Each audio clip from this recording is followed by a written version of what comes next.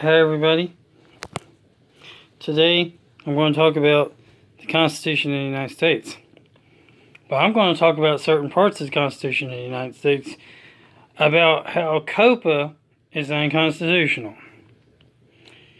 And to do so, I have notes here that I wrote. You can check all my notes that I wrote. You can check all the areas in the Constitution. You can pick up a Constitution. You can download the Constitution app. And I'll take debates. Go ahead, try to debate with me on the comment sections and stuff. COPA is unconstitutional.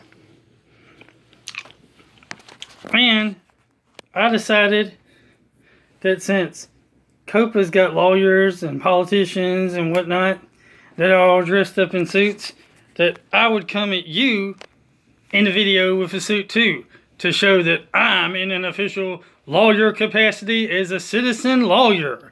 Citizen lawyer. And here are my notes. Alright. First off, in the Constitution, Congress is allowed to do a bunch of stuff. It's all mentioned in Article 1, Section 8 of the United States Constitution. Let's take a moment there to pause and actually look at that and read it. Article 1, Section 8 of the Constitution. The Congress shall have power to lay and collect taxes, duties, imposts, execute to pay the debts, provide the common defense, general welfare of the United States, but all duties, imposts, excess shall be uniform throughout the United States. Here's what they're allowed to do. 1. Borrowing money on the credit of the United States. 2. To regulate commerce of foreign nations and among the several states and with the Indian tribes. 3. To establish a uniform rule of naturalization and uniform laws on the subject of bankruptcies throughout the United States. 4. To coin money, regulate the value thereof, and of foreign coin and fix the standard weights and measures. 5. Provide for the punishment of counterfeiting the securities and current coin of the United States. 6. To establish post office and post roads. 7. To promote the progress of science and useful arts by securing the limited times to authors, inventors, and exclusive rights to their respective writings and discoveries. 6. To constitute tribunals inferior to the Supreme Court. 7. To define and punish piracies and felonies committed on the high seas and offenses against the law of nations. 7. To declare war, grant letters of marque, and reprisal, make rules concerning captures in land and water. 8. To raise and support armies, but no appropriation of money to that use shall be for longer than the term of 2 years. So a war, or the money used for a war, cannot actually exceed 2 years. They're breaking that one all the time, aren't they? This is 8 or 9 here. To provide and maintain a navy. 10. To make rules for the government and regulation of the land and naval forces. 11. To provide for calling forth of the militia. To execute the laws of the Union. Suppress insurrections. Insurrections, repel invasions. And look what they're supposed to do. They're supposed to arm us, not disarm us. Look, read this one. Check this one out. To provide for organizing, arming, and disciplining the militia, which are the citizens via the Second Amendment, right? I'll repeat that. This video isn't about that, but this is a little side note. I'll repeat that. To provide for organizing, arming, and disciplining the militia, and for governing such parts of them as may be employed in the service of the United States, reserving to the states respectively the appointment of the officers and the authority of training the militia according to the discipline prescribed by Congress. And they got 2 more things. So I think this is 11. This is 12 and 13 because I think they only have like 13 or 14 things. To exercise exclusive legislation in all cases whatsoever over such district, not exceeding 10 mile squares as made by secession by particular states and the acceptance of Congress, became the seat of the government of the United States, and to exercise like authority over all places purchased by consent of the legislator of the state in which the same shall be, for the erection of forts, magazines, arsenals, dockyards, and other needful buildings. And finally, the last thing they're allowed to do is to make all laws which shall be necessary and proper for carrying into executing the foreign powers and all other powers vested by this Constitution in the government of the United States, or in any department or officer thereof. Nowhere in any of those is the government or the Congress of the government responsible for regulating businesses, regulating employment, regulating how much people get paid, regulating all that. All that is up to the courts and the jury, courts and the judicial system. The courts and the judicial system should do all that regulation via Article 3, Section 2 of the United States Constitution. Article 3, Section 2 of the United States Constitution. I'm not going to read the whole entire Article 3, Section 2, because y'all can read it. But it says, the judiciary power shall extend to all cases in law and equity arising under the Constitution, the laws of the United States, and treaties made, of which shall be made under their authority, to all cases affecting basically everybody. And it gives a big old list of all these people. In all cases affecting ambassadors, other public ministers, and consuls, and those in which a state shall be party, the Supreme Court shall have original jurisdiction. Then it got jurisdiction to the states and the individual courts because of the 11th Amendment and stuff like that. But anyway, it says, in all the other cases before mentioned, the Supreme Court shall have appellate jurisdiction, both as a law and fact, and such exceptions and under such regulation as the Congress shall make. And any one of the amendments in the Constitution says something about any amount over $20 can go to public courts. It says here, another thing says, the trial of all crimes except in cases of impeachment shall be by jury. So every crime, if you're accused of a crime, you have the right to trial by jury and all that good stuff. And such trial shall be held in the state. The trial has to be held in the state for the crime committed, where the said crime shall have been committed. But when not committed within any state, the trial shall be at such place or places as Congress may be by law have directed. Okay, Congress doesn't have control over the online. So where are they going to direct? They can't enforce a law online. You can't have a criminal law online and that nature. Where are you going to, I mean, seriously, where are they going to hold the trial? The crime was supposedly done online. Think about it for a moment. Now, according to some of my notes here, that's a violation of the First Amendment. Yeah, but essentially, I wrote that it's a violation of freedom of the press, freedom of speech, and media, social media, video streaming is a member of the press. We as citizens, Supreme Court said we as citizens have the right to film. And if we have the right to film, we have a right to post the films on media outlets to inform people, anyone, including children, but mostly adults. All citizens are members of the press and media. First Amendment, Supreme Court has decided this. It was in a case. You can look it up. I don't remember the case, but I should have probably found the case and wrote it in my notes. But you can look it up. You can actually go online and look up First Amendment laws and rights and different things. Now, the Fourth Amendment. COPPA and FTC are in violation of the Fourth Amendment because they are going to search through everybody's channels to find children's content that they deem as children's content. They are going to do all this without any type of warrants. And we as content creators are going to be not protected from unreasonable search and seizures against our property, our intellectual property, which is what all our videos are, our intellectual property. And we as citizens of the United States, I don't know about other countries, but here as citizens of the United States, we have rights over our intellectual property, and it cannot be illegally searched, seized, and deleted. It's also a violation because of fines.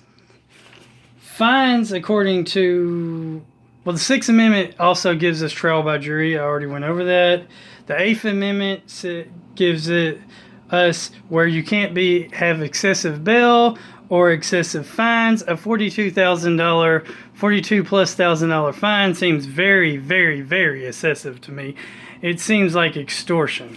Where it's also going to be a violation of the Fifth Amendment when it comes to double jeopardy, and we'll have to be indicted by a grand jury. The FTC is going to automatically be indicting people for violation of COPA and then fining them. There's no grand jury involved in that. There's no trial by jury involved by that. There's nothing of that nature. They're going to just say you're wrong, delete your intellectual property, steal your intellectual property with a unreasonable search, unreasonable seizures, no warrants, no any of that, and then fine you. No courts, no trials. You're just going to get rid. You're just going to be gone. You're just gone. All violations. And they're going to do it to every one of your videos. So you're getting fined $42,000 per video, which is double jeopardy. It's excessive fines and it's double jeopardy. You cannot be tried for the same crime twice. If you broke the rule, which the rule is unconstitutional, once, they can't say, okay, you're multiple counts of the same rule. Basically, your channel broke the rule once. If anything, you should be fined once, but then again, you shouldn't be fined at all because they shouldn't have been allowed to search your property, shouldn't have been allowed to delete your property, shouldn't be allowed to give you an excessive fine, and all that jazz. Because according to Article 1, Section 7 of the United States Constitution, fines cannot be issued and created by anything other than Congress. It says all bills for raising revenue shall originate in the House of Representatives, but the Senate may propose or concur with the amendments as on other bills. Congress has to pass laws creating fines for crimes. The FTC is a department created by the government.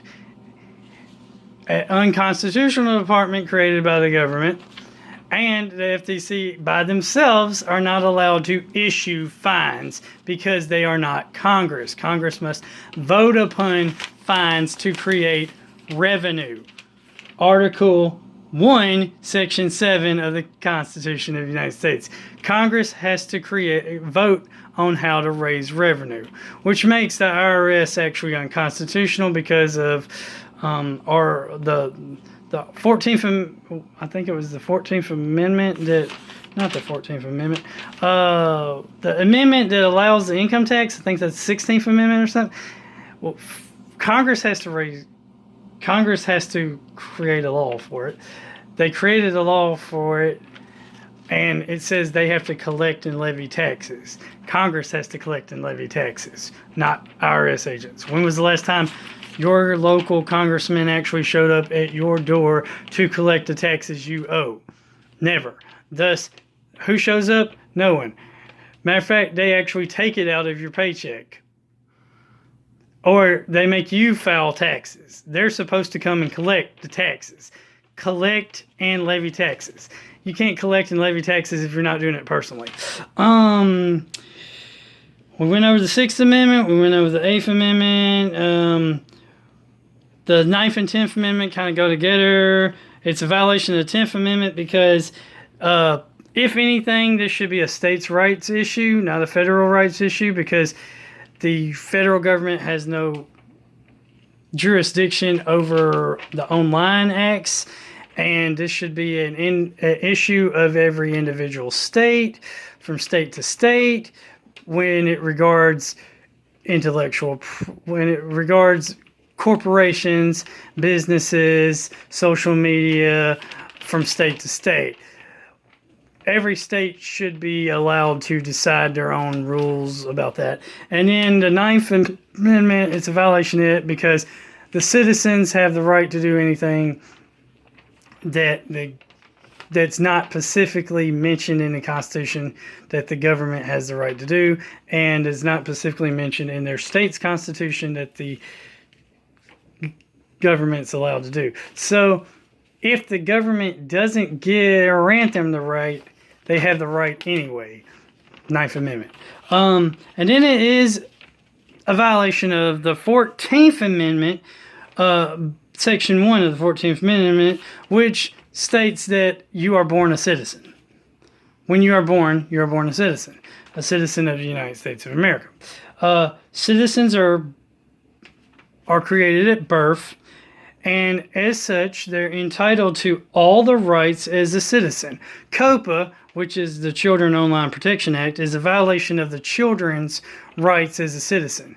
The child does not get their rights when they get the right to vote. No. The child does not get their rights when they turn 13, which is what COPA is saying, you're no longer a kid at age 13. A child gets their rights to life, liberty, and pursuit of happiness when they are born. I, as a pro-lifer, would say that they get their rights when they are born the first time, which is conception. But I digress on that because, well,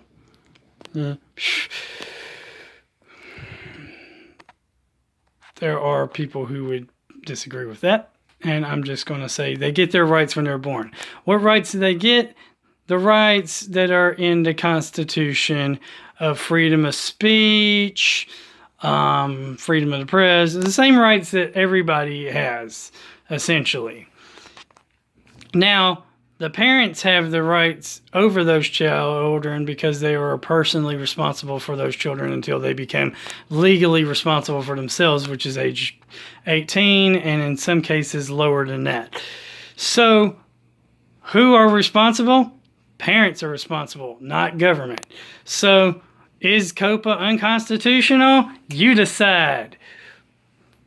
With all this, is the FTC unconstitutional? You decide. I say they are. I say COPA and the FTC are both unconstitutional and a violation of the Constitution and the rights of the citizens of the United States of America. I have done my research, I have done my notes, and change my mind. Because you won't. Change my mind. You won't. COPA is unconstitutional. The FTC is unconstitutional. I hope you understand all this and you realize all this, and you sign the petitions that are around going out there, and write to your local congressman, write to your local senator, call them on the phone, and tell them to abolish the unconstitutional FTC and the unconstitutional COPA. Fight back legally. And if all fails, get your lawyers. Take your Constitution with you and fight back. Fight for your right to have the Constitution. Because this is still a constitutional republic here in America. And we're going to keep it that way, no matter who disagrees. So remember that God is good, a lot better than government. Love thy country, hate thy government, as some say. Jesus loves you. Jesus is God. Jesus is Lord. Keep on gaming. Keep on collecting. Keep on having free speech. And keep on being a constitutionalist. Always vote for pro-constitutional candidates. Not socialists, not communists, not Republicans, and not Democrats, not even libertarians for that matter. Research your person that you vote for, find out how much he or she supports the Constitution, and the more they support the Constitution, the more likely you need to vote for them. Vote for constitutionalists. And vote for conservative constitutionalists and probably Christian constitutionalists, because a lot of Christians support the Constitution. In Jesus Christ's holy name, amen. Have a great day. Later. Later, constitutionalists, conservatives, Christians, keep on fighting your country. When your country's wrong, it's an obligation of the citizen to revolt. Later, guys and girls. It's a shame all us YouTubers, even some of us small YouTubers like me, are having to actually rise up and fight back. But it was time. It's been time. It's been time. It's been a long time. But it's out there. Go America. Go citizens. Go Constitution. Don't go away. Stay and fight today for your rights as a citizen of the United States of America. I'm not sure how this is going to play out in other nations and other countries internationally, because technically our federal government can't interfere or enforce our laws on other countries. So I'm not sure how this is going to affect you overseas. And this doesn't just apply to YouTube, by the way. YouTube's doing it, but all censorship is a violation of free speech. So Facebook's doing it, Twitter's doing it, Instagram does it. You name a social media platform, it probably is violating your constitutional rights using some kind of unconstitutional law, for example, like COPA or hate speech or all that other stuff, because their censorship policies are a violation of the same laws and constitution that FTC and COPA and the hate speech legislation and all that are all violations of the same constitutional laws that COPA and FTC are. So you can pretty much apply these rules and these arguments and these logics behind and these constitutional arguments to pretty much any and all social media, taking away your posts, kicking you out, or whatever for that nature. Later, I hope this was very informative, and I hope you do your part to stop the government today violating your constitutional rights. Hey, have a great day. Bye.